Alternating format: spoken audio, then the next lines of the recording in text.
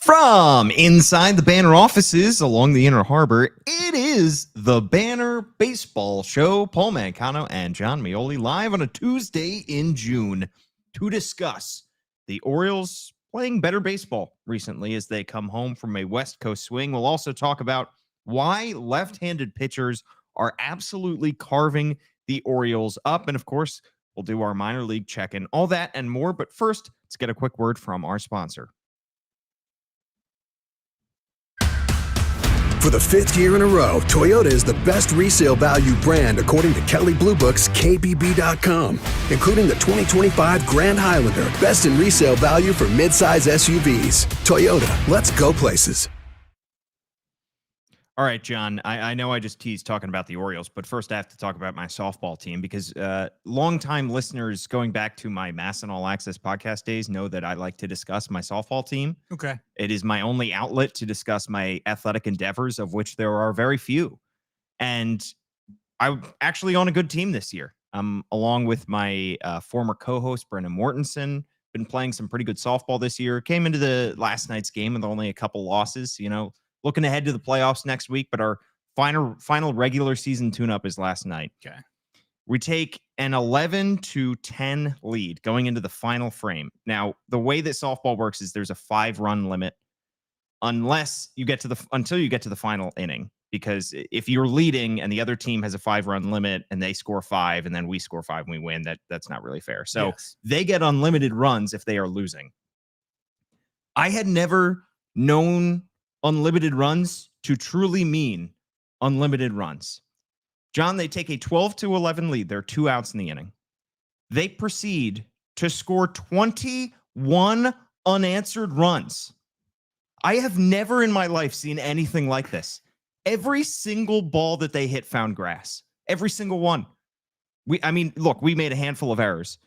But John, 21 unanswered runs with 2 outs. I'm surprised you're here right now. I feel like that would still be going on. Right? Like that we didn't even get the final out.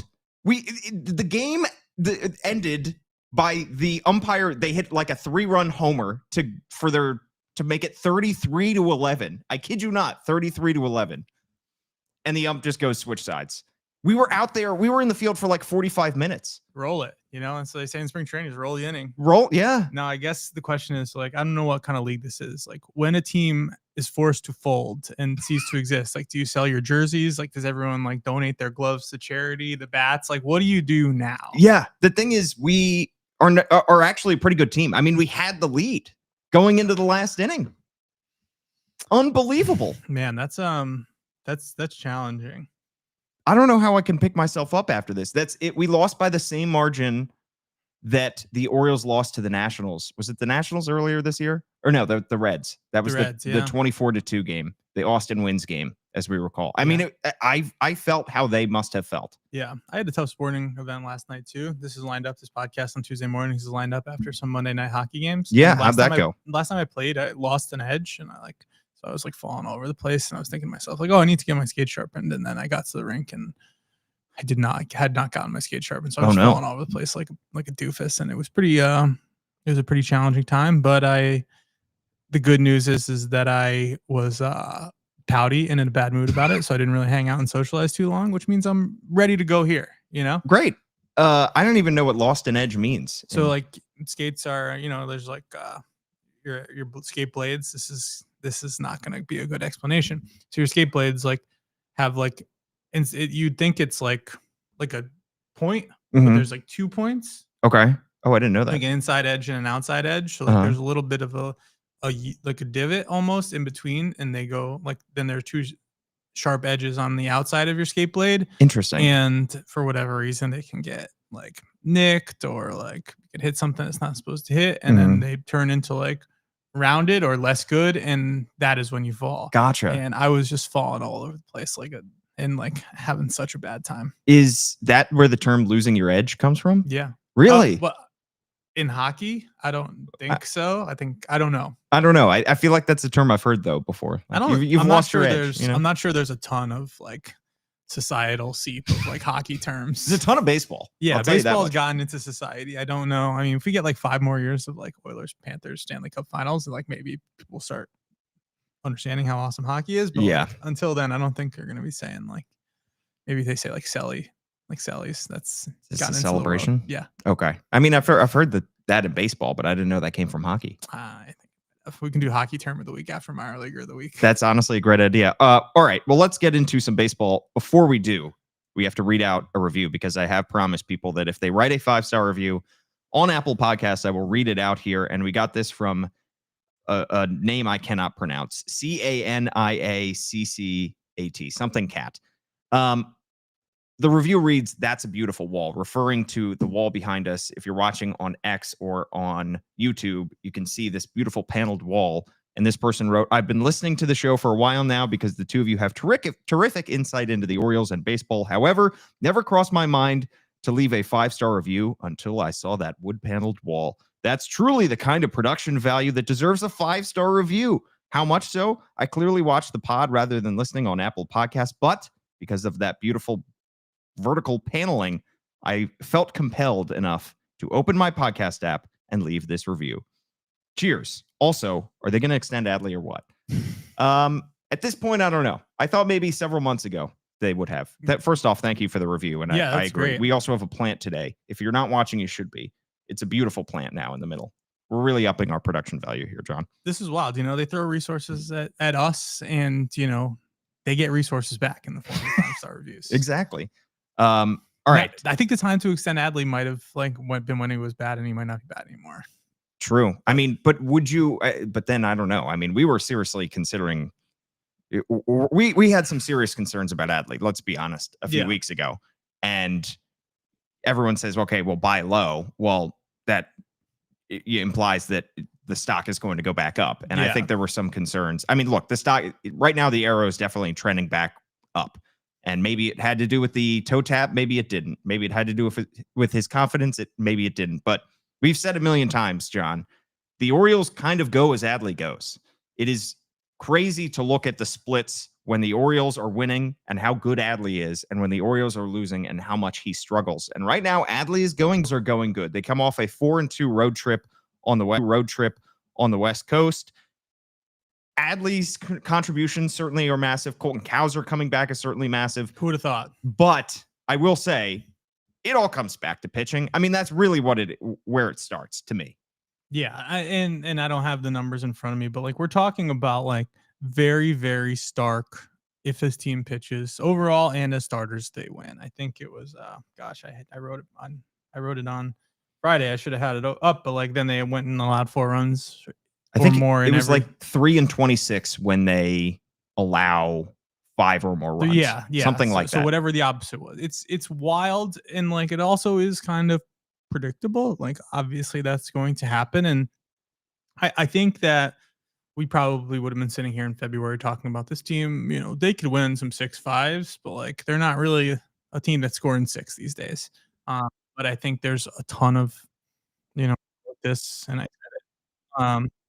I've said it elsewhere, but there haven't been a lot of CNL Perez games since CNL Perez had his last game. That was an absolute, tire fire with him and Emmanuel Rivera pitching in Boston. And we forget, this is not that's a weird way to start this. That was a good start by Cade Povich, and that game completely went off the rails. But since then, they haven't had those games where they're getting blown out, and then you get a chance to win. You're not going to do what they did on Saturday night and reverse a pretty reasonable deficit, emphatically. Sometimes you just go down and you lose. But they're at least giving themselves a chance. And this team has, the numbers of their recent wins. And this is something I think I'm going to touch on in the newsletter this week.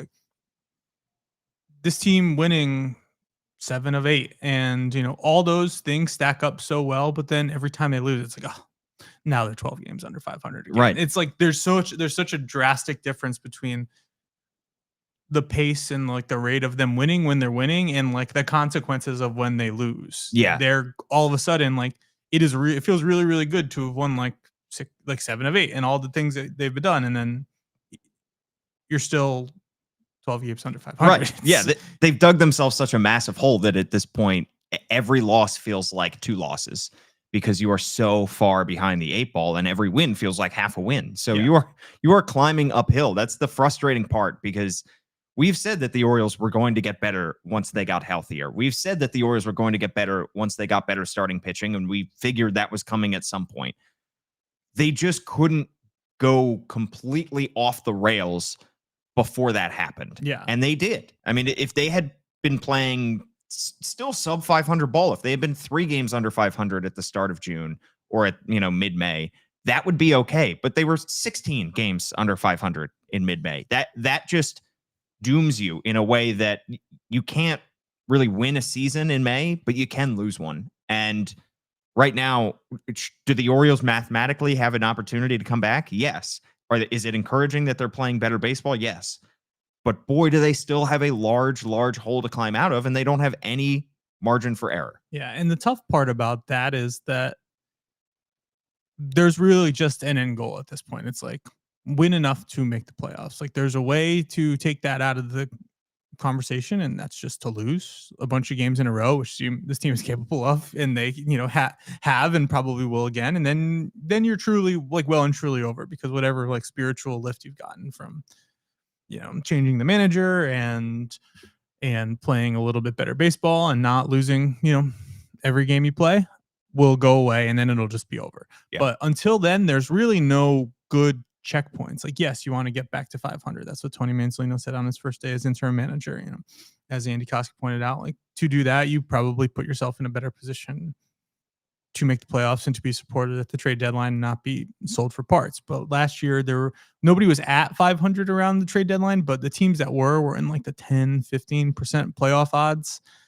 That's higher than the 2 or 3 that was not a mathematical probability in 2022. And it's higher than the point whatever percent that the 5 games under 500 Tigers had at the deadline last year, when they decided to, keep Scooble and do a little bit of buying and selling. I mean, they traded Flaherty at the deadline. Yeah. Who maybe that was an additive. I don't know. Who's to say? I guess Dodgers won the World Series. That's true.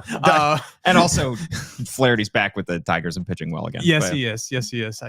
I'm just glad he signed somewhere.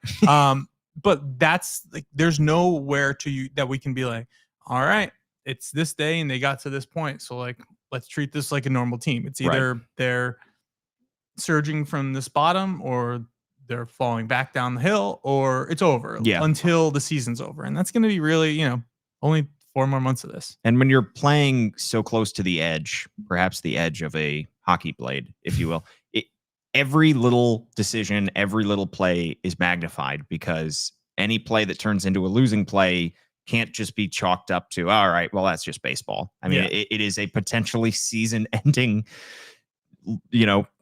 mistake. I mean, and what's frustrating is Tony Mansolino is in this job for the first time, managing a big league club for the first time.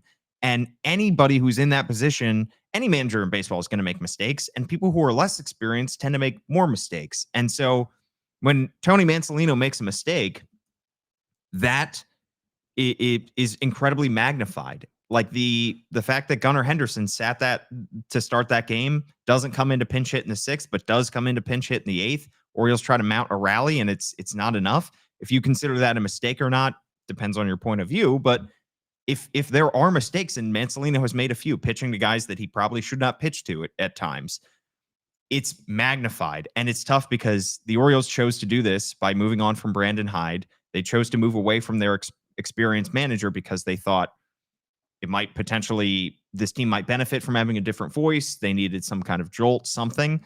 But to put somebody who is completely inexperienced in that role, I shouldn't say completely, Mansolino has managed at the AAA level, but relatively inexperienced at that level.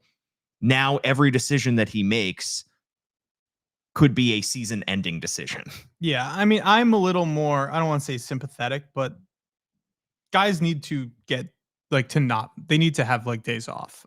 Sure. I think part of the reason that Adley Rutschman's, we always, everything comes back to Adley Rutschman, but his days off aren't days off. He pinch hits all the time. To pinch hit, you have to, activate. You have to do your pregame stuff. You have to go hit in the cage. You're not getting a day off.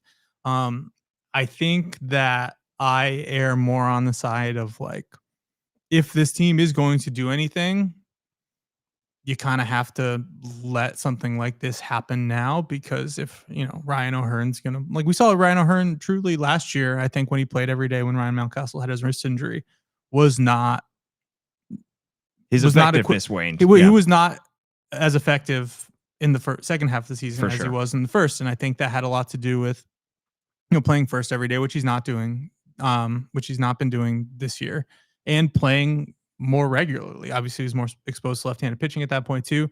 Gunnar Henderson, same thing. Like, there could and should and maybe soon will be a better alternative to Gunnar Henderson playing every day that's not putting Jorge Mateo in there. And look, Jordan Westburg's coming back potentially tonight. Yes, and then you can go Westburg, Holiday, Urias, and feel great about it, because those are three really good players, and Jorge Mateo still that dynamic player off the bench that you're hanging on to, or not. And that is something, that's stuff that I have a lot more not understanding for, or I guess I shouldn't say. That's something that I get in a way that's not necessarily like mistake, because you got to do it at some point, and it's not a mistake if it works. So that's kind of, you're going into it with sound logic, like, hey, if this guy's played every day since he got activated from the injury list, let's not have him play. The counterpoint I would make to that, the devil's advocate, is if you are truly sprinting towards the deadline and trying to get back to 500 and back into playoff competition, by that point, you have to put your foot down and put the pedal down. And to get back to that point, you have to play all of your starters all the time just to win every single game possible, because that day off might benefit him come August. But if you're out of it by that point, what does it really matter? If you're out of it by August and September, he can get as many days off as he wants. Yeah. So like at this point, but the problem is we see this all the time. When teams dig themselves a big hole and then they have to go pedal to the metal to get back into it, that can take a toll on guys, because then they do get to September and then they're exhausted because they have fought so hard just to get to the playoffs, get back into competition, and then they fall off a cliff. Yeah, I mean, 2017 Orioles? That's what I'm thinking of. We're like ripped it up in August. Like Tim Beckham. Yeah, made some additions. Tobias Myers, still a really good major league pitcher. Made some trades in August and then went 3-20 something in September. Like, I don't think that's what we're talking about here, but I think you run the risk of, sprinting to reach some, again, imaginary like mark that you want to get to by the deadline to, convince the front office, if they can be or want to be, not to do stuff. And then it's probably, of all the scenarios, like a lot of the bad ones have happened already. Let's be honest about this team, but it's it's probably the worst case scenario that they have that sprint to, through June and July that you're talking about, and get into the mix and do something to help the team be better, and be better if they make the playoffs and then they collapse, because that's what happens when you have to like rip it up for 2 months and don't give guys days off. Exactly. So that would be the worst case scenario. I mean, I understand why there's so much focus on deadline. I think it's going to be I think the deadline will probably look similar regardless of how this team is doing. And that's probably a conversation for another day. I'm still kind of wrapping my head around what that's going to look like. But I think that you want to be able to play well for 4 months rather than put all of your chips into like, some of these guys are close to physically redlining. Like, we're playing on a minor league field in the baking sun, like the second part of a West Coast road trip. Let's push them out there and see what happens. Like, I'm not going to do that. Sure. Well, we'll talk more deadline as we get closer to it. I am interested to see what the Orioles do, and I am interested to pick your brain as to what you think the Orioles strategy will be. Let's talk about their struggles against left-handed pitchers, though, because the Orioles dropped to 3-12 when facing a left-handed starter. So bad. On Sunday. They are dead last in Major League Baseball in OPS against left-handed pitching, 558. They're 28th in baseball with just 8 home runs against lefties. The Dodgers, by comparison, lead the league with 31 in that category. I wanted to say Oakland, but the Athletics lefty, Jacob Lopez, entered Sunday with a 7.20 ERA. He held the Orioles to just 1 run over 4 innings. They struggled mightily. I don't want to say that this has been a long time issue that has plagued this team, because I think that sometimes that can get exaggerated. People have brought this up before.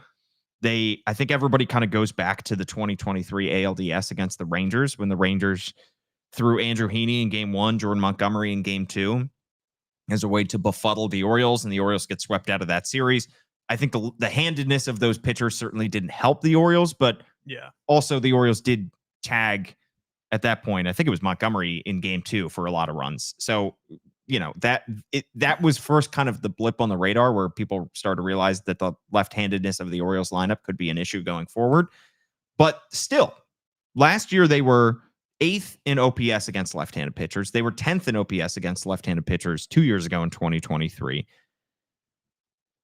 They tried their hardest to address this in the offseason. They signed a bunch of guys. A bunch of them. A bunch who hit left-handers, who have hit left-handers very well in their career. The biggest one is Tyler O'Neill, who they signed to the biggest free agent deal under Mike Elias. In his career, he's got an 890 OPS against left-handed pitchers. He is currently on the injured list, and he is hitting .087 against lefties this year. They signed Gary Sanchez, who came into this season with a 773 OPS against lefties. He is 0 for 16 against lefties this year. He's also hurt. Ramon Laureano, 790 career OPS against lefties. He's got a 602 OPS against lefties this year. Dylan Carlson, 787 OPS against lefties in his career, 650 OPS against lefties.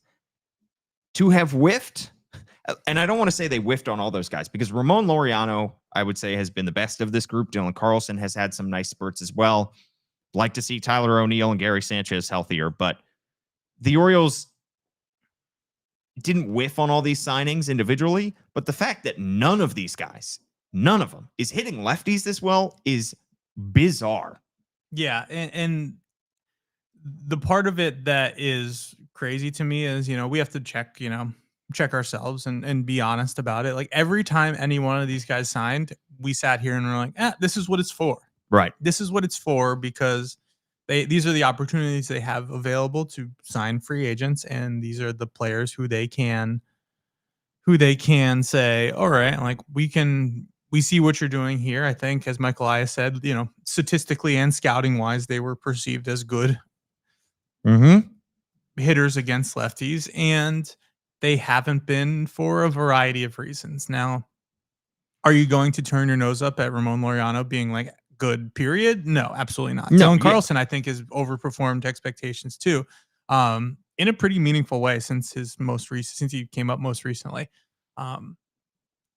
I don't think there's a world where, we're going to get like the Charlie Morton redux for like Gary Sanchez and Tyler O'Neill. I think Tyler O'Neill needs to just get healthy, and I think that's a separate issue other than hitting lefties. But this team's struggles happened because everything bad that could happen did all at once, and that's Charlie Morton having a 10 ERA for the first month of the season. That's Kyle Gibson not being good anymore. That's all these guys getting hurt. That's all the lefty stuff. So, like, there's a little space in my head for, maybe this is, maybe all, because how many at-bats has Gary Sanchez had against? He's had 19 plate appearances this year, 16 at-bats. So walked 3 times, I believe. So if he hits 3 home runs in his next 20 plate appearances against lefties, that probably makes his OPS against lefties like 800. And like, that's fine. But that doesn't change the fact that they lost all these games because they haven't hit lefties yet. I don't like doing that about stuff I actually believe in, so I don't want to do it against something about something I'm not really sure is going to happen. But we are back to not only the Orioles facing lefties, they didn't face a lefty from like Boston, Sean Newcomb, to like this week, right? Like, and that's miraculously coincided with him winning a bunch of games, and not having the opportunity to put like good players on the bench so that people who hit right-handed can be in the lineup. But we're going to get back to that. We are, how many weeks in a row has it been like, oh, Jordan Westburg's almost back? Like, we are there for this, and this is going to be the team that they have, because again, that's the team that was built. So I'm pretty fascinated to see. I think Jackson Holliday will probably still play against lefties. I'm not sure Heston Kjerstad will get to play against lefties. I think I'm not sure where you get Jorge Mateo into this lineup. I'm not sure where you get, I'm not sure how liberally you DH Gary Sanchez when you don't have to, stuff like that. But I think this is where we're going to see how different the approach is in terms of how to stack up these lineups. Right. And this has always kind of been a problem that those who have followed this team and this front office closely have seen kind of coming down the pipeline for a while, just because they built the foundation of this team on left-handed bats primarily. And then they are going out and signing or adding via trade these right-handed bats to combat that. I mean, Jordan Westburg was taken with a high pick, the 30th overall pick in 2020. He is a right-handed bat. However, they have never taken a purely right-handed bat with a first-round pick until Vance Honeycutt under Mike Elias. They take Adley Rutschman in their first draft, switch hitter, obviously. They take Gunnar Henderson. They take Heston Kjerstad. They take Colton Cowser. They take Jackson Holliday. All very good players, and they all deserve credit for what the exception right now of Heston Kjerstad and his struggles, who, by the way, has a 269 OPS against lefties this year. Not good. They deserve credit for hitting on all those guys so far. However, we knew that this might be an issue coming down the pipeline, and they have made trades along the way. I mean, Connor Norby was a right-handed bat that they traded away. Joey Ortiz is a right-handed bat that they traded away. They built this team to fit Camden Yards. They built this team to take advantage of the flag court in right. And then they moved the wall back in left. So they accentuated those issues. And the problem is when you have these foundational pieces that are so good, like Gunnar, and Jackson Holliday, like he has been playing so far this year, and Colton Cowser, that's terrific. But your foundational pieces you want in the lineup every day. And when you're facing a lefty, you are now having to rely on guys that are a little bit cheaper, are not your foundational pieces, are on one-year deals like Ramon Laureano and Dylan Carlson and those guys. And while they have been nice in spurts, you would like your foundation to be a little bit more diverse, should I say? I mean, for all the conversation about the Orioles not drafting pitchers in the first round, they haven't even drafted right-handed hitters in the first round, and that has just made them very one way. Yeah, and I think back to I think it was the first year that the wall got moved out. Somebody in the organization was in Bowie while I was there towards the end of the season. We were just chatting, and they always ask me what would you do this offseason? Like who are your guys that you're willing to move? Who wouldn't you move? And at that point I said all the right-handed hitters, like all of them. So you're the problem, John. Well, no, because they understood what was like. So I was like, yeah, Westburg might be the best of them, but Westburg, Ortiz, Norby, sayonara, boys. Because that wall is too far. It's just you're not going to get the full value of them. And this person was like, well, we're just gonna get carved up by every nonsense for a lefty a team brings up, and it's fast forward 3 years, it's yep, kind of that's exactly what has happened. And because those are mostly, other than Jordan Westburg, the guys that they've traded. Left-handed hitting versus left-handed pitching is also something you don't get a lot of opportunities to do. I think when Gunnar Henderson was struggling in 2023 at the beginning of the season, it was a lot of I heard somebody in the organization I don't think if it was up to me, he would have gotten more chance to face lefties in the minors before we called him up. But you don't get to dictate that. It's not something that you can do and have experience. So I think there's a couple buckets. There's the Gunnar Henderson type guys who are I don't think he's going to be this bad against lefties for the whole season, but there's one outlier season out of the last two. It's either 2023 when he was really not very good against lefties, or last year when he was pretty good against lefties and also was an MVP candidate for most of the year. Yeah. Sub 400 OPS against lefties this year for Gunnar. Having a real toughie. He also, it's come down, but he also had the highest percentage of pitches, probably the first month of the season, the highest percentage of pitches that any everyday lefty had against lefties. He was truly he was having a real tough time seeing righties because there also wasn't a ton of ways to protect him from a team bringing in their best lefty. Also, the Orioles were losing a lot of these games, so it's not it's not like Gunnar Henderson was facing, the Matt Bowman equivalent of every other team's bullpen all the time. Like, they were able to stack up their bullpens exactly how they wanted because the Orioles weren't hitting and they were also losing by 10 runs. So, yeah, you can say, all right, well, let's bring in this guy for Gunnar because he's the guy that's going to beat us. Well, also they had, and the bottom half of their lineup was so bad when they were hurt that you could bring in a lefty, even if they're righties, and that guy could get 3 outs and then also get Gunnar. And so I'm talking about 3 different things at once here. But I think the key point that you're making is that they built this team, all these left-handed hitters, and like sometimes you can hit lefties well if you're a lefty. And we're in a period now with Gunnar Henderson, especially. I think Jackson Holliday has been better against lefties, if I remember correctly, recently. But they're in a period where that's not really working out for them, and I'm very fascinated to see how this like next week or so goes, because I'm pretty sure we're going to get a Scooble Day. I'm pretty sure there's going to be a lot of there's going to be opportunities for lefties. I think I saw that I did with the Angels coming to town. I saw you say Kikuchi pitched well yesterday, and I was thinking, that means he's pitching Sunday. Like, let's see how or Saturday. Let's see how this goes. There's going to be opportunities for them to do what they're supposed to against lefties, and I'm not sure, honestly. I'm not sure what's going to happen. Yeah, Jackson Holliday has a 635 OPS against lefties this year as compared to 781 against righties. Yeah, I mean, it's Gunnar Henderson not performing well against lefties to a ridiculous degree. Adley Rutschman, his OPS is down across the board, obviously, but down particularly against lefties. 7 OPS against lefties compared to 803 in his career. Ryan Mountcastle, who's currently on the injured list for potentially several months, has a 475 OPS against lefties this year.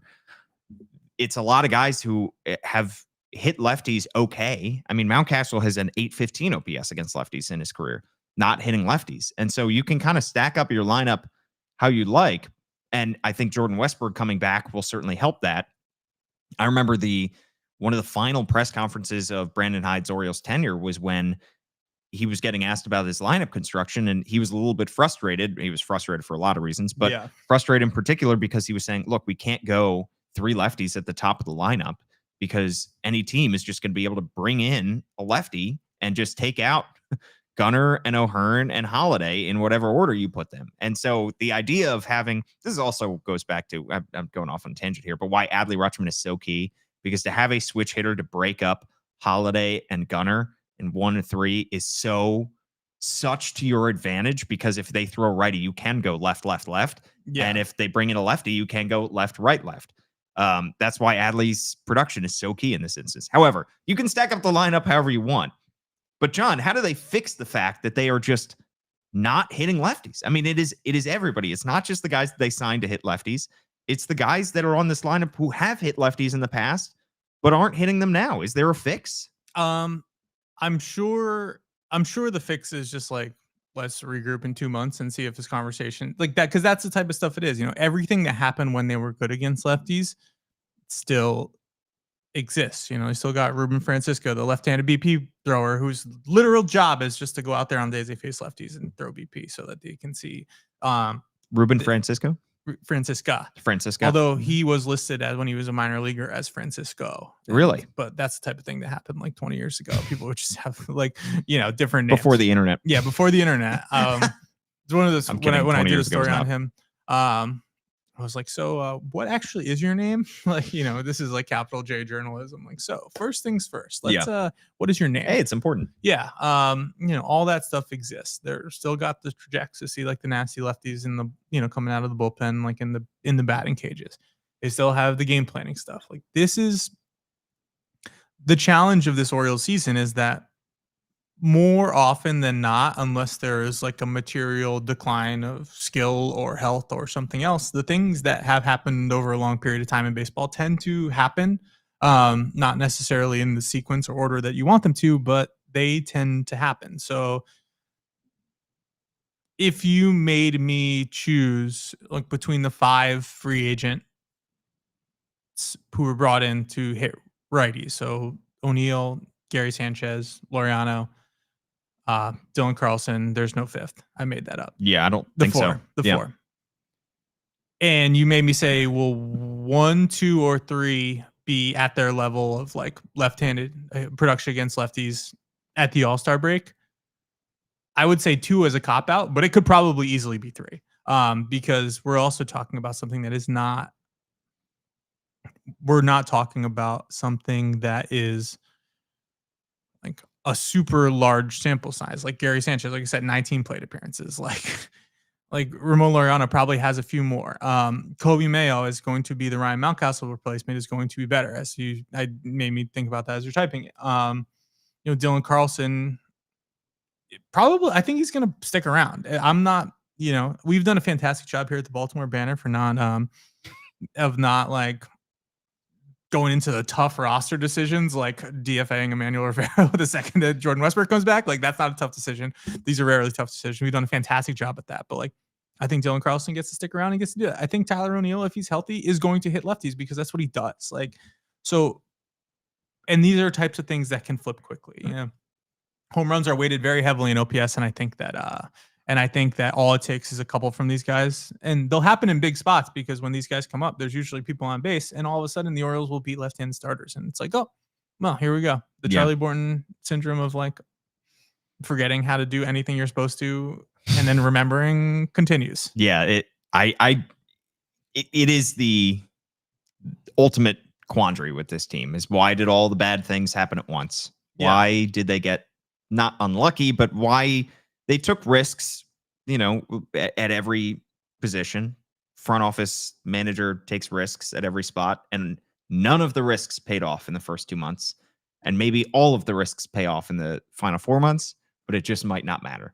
Yeah. And that's the hard part. But yeah, that's what this is about. And like I said at the beginning, we need to say it again. Like, we sat here and said all these guys would be good at this. And that definitely informs a little bit. It's not like I'm like on like Tyler O'Neill mountain. Like, right. I'm the chief. Like, everyone's got to like, I'm going to battle for Tyler O'Neill. Like, that's not what's happening here. But I think it's important to acknowledge that like this stuff happened for that reason. And that reason was so apparent as it was happening.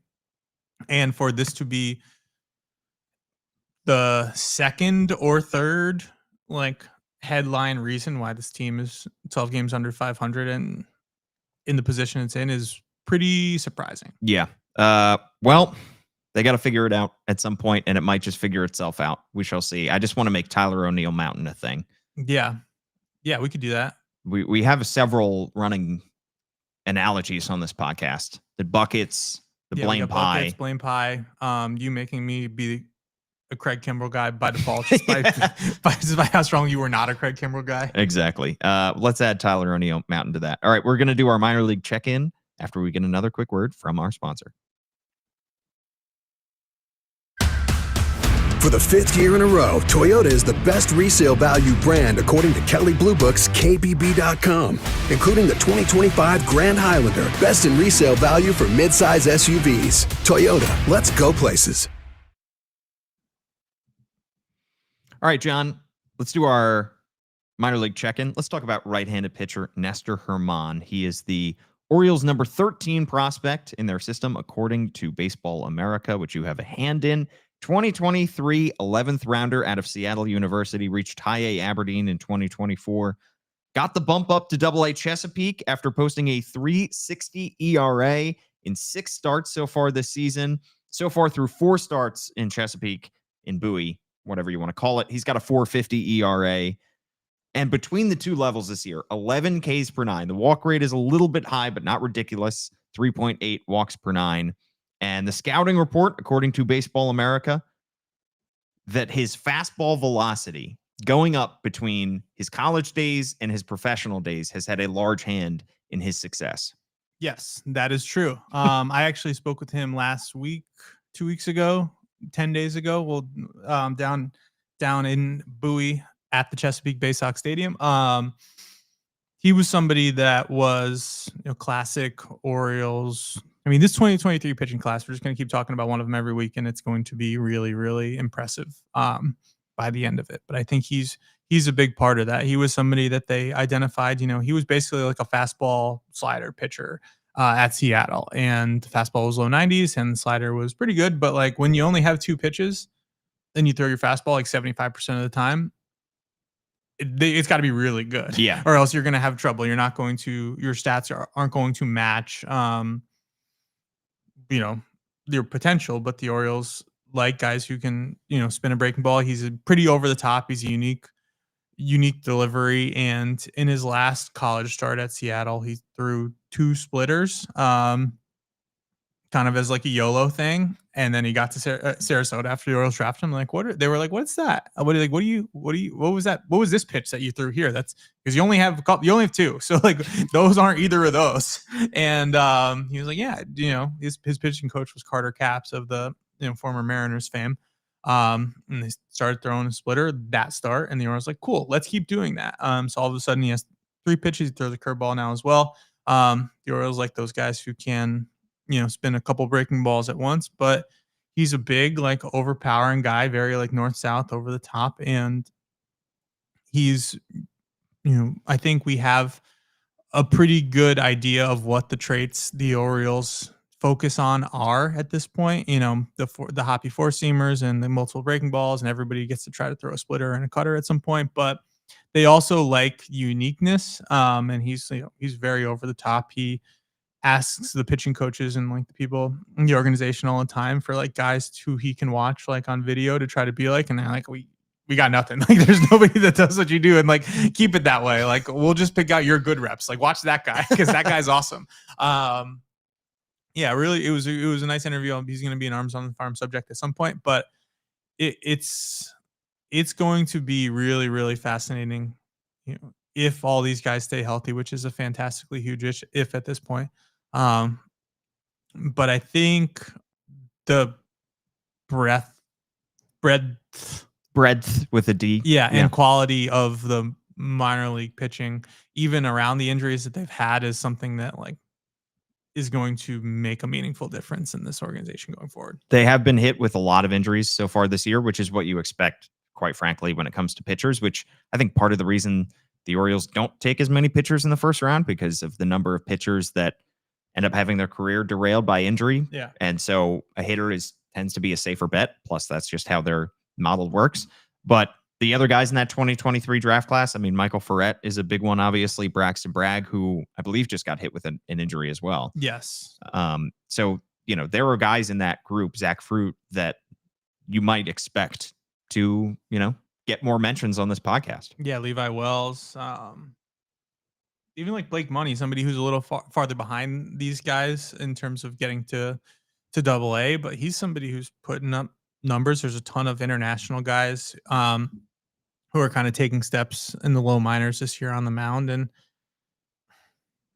this could be, I'm not sitting here saying like, this is all great and this is what was meant to happen, because this is not what was meant to happen. And I'm also not saying that this is going to be a trade deadline where they get like some transformational group of prospects to come and like reinforce the minor league system. But I will say that the amount of huge steps forward, and like, even we're talking like lower level, like guys who repeated the FCL and like guys who repeated Delmarva and are all of a sudden figuring it out, like, because of this year on the Orioles farm, even if it's not like a ton of headline stuff, although Samuel Basayo is having like a ridiculous season and there's a lot of good potential in AAA. This could easily be the year where you're like, wow, that was really when it started all humming, because you probably aren't going to go out and trade 5 prospects for some pitcher this deadline. That would be surprising. Probably foolish. That would be surprising and probably foolish. Although if you have the opportunity to do it, I think you probably learn with Skubal, like, maybe just do it while you can, because eventually you will not be able to. I'm not sure the extent they ever could have done that, but that could be a fascinating case study. And like, yeah, you don't want to be like early on the guy that gets hurt, but you also don't want to be late on the guy that you can't get anymore. And half of that comes down to luck. Yeah, it's all luck. It has there's no way to predict it. But somebody like Nestor German, somebody like Braxton Bragg, like, they might not make their impact this year. It might not be till next year. But if all these guys are having these breakouts and you're sitting there in the offseason, and you're sitting there in next trade deadline, you're trying to make that big swing, you can have a lot more cards to play. Absolutely. Like a ton more, especially with a productive international program like we talked about last week, especially with a draft class of pitchers from 2023 that looks like it's just awesome, and some interesting names coming out of last year's draft class as well. On the pitching side, you can have a lot of options, and I feel like this is the second way we're ending this podcast this way in a row, but that's what this is all about. Like, I understand the idea of not wanting to make mistakes and trade away guys who are going to haunt you, but you need to you can do that with confidence that you still have good guys if you're not trading away one of the handful of guys that you have. Yeah. And we obviously, the focus, a lot of fans' attention has been this year on the Connor Norby, Kyle Stowers, Trevor Rogers trade, despite the fact Trevor Rogers pitched very well in his one big league start this year. Yes, but he did. You know, the Orioles deserve a lot of credit for the Corbin Burnes trade. I mean, that is a deal that in hindsight still looks very good. I mean, Joey Ortiz had a great year last year, but he is really struggling this year in Milwaukee. DL Hall has certainly struggled with injuries. And the Orioles got one outstanding year from Corbin Burnes. They didn't win the World Series, but it wasn't his fault. No, he did everything he could. So those are the kind of moves that, you know, you're going to have to make at some point. Yeah. And I think that last year's deadline is going to be a learning experience in a lot of ways, but like the Zach Eflin trade is also pretty good. Yeah. That's a good trade. That was a good trade. You know, Yep. we might be sitting here in 5 years and Jack Spelmeister is like carving up the Orioles at Camden Yards, and it's going to be like, you know, why'd the Orioles trade this guy? Yeah. And then we're going to say, oh, Zach Eflin had like a 3 ERA for a year and a half. And other than that one weird start where he was coming off the injured list and, you know, the Nationals hit 50 home runs off him, like he was really good every time he took the ball. Like that's how we're going to remember the Zach Eflin era. So the question is, where do you stand on the Tim Beckham trade this many years ago to bring it full circle? Yeah, that was Tobias Myers, right? I think it was Tobias Myers. Yes. Yeah. Somebody had like just started, like one of my buddies who's scout, like just started texting me like around then about like, oh, it's Tobias Myers, interesting. And at that point, it's like Aberdeen pitchers. Like, I don't know. I'm sure they're all bad. Like, next question. Like, I don't know anything about him. I have no reason to know anything about any of these pitchers these guys have taken. Yeah. Either they're college performers who they're pushing too fast through Frederick and like aren't having good seasons, or they're probably just not any good. And like it turned out he was good, although it did take him a very long time to make the big leagues. Yeah, he had a 3 ERA last year. It was a 1-for-1. It was Tobias Myers for Tim Beckham, and Tobias Myers had a 3 ERA in 27 games last year for Milwaukee. So far, though, 6 appearances, 4.95 ERA. So not quite as good. But yeah, he's also 26 years old, and that trade was made in 2017. So how many years ago was that? I mean, he was 18, I believe, when that trade was made. Yeah. And like you think about that trade specifically, and like that was, I believe JJ Hardy was hurt. And the Orioles went on a nice surge. I think Tim Beckham was the AL player of the month. Yeah. They were really good. He was awesome that August. Yeah. And then they were terrible that September. Yeah. And then it made it made like for an awkward spring training because Manny was like, I'm about to be a free agent. I would like to play shortstop. Thank you very much. Yes. And Tim Beckham had to play a position that was not his best. And then, I learned something from the Tim Beckham era though, is that like the next year when he was non-tendered at in December. Yeah.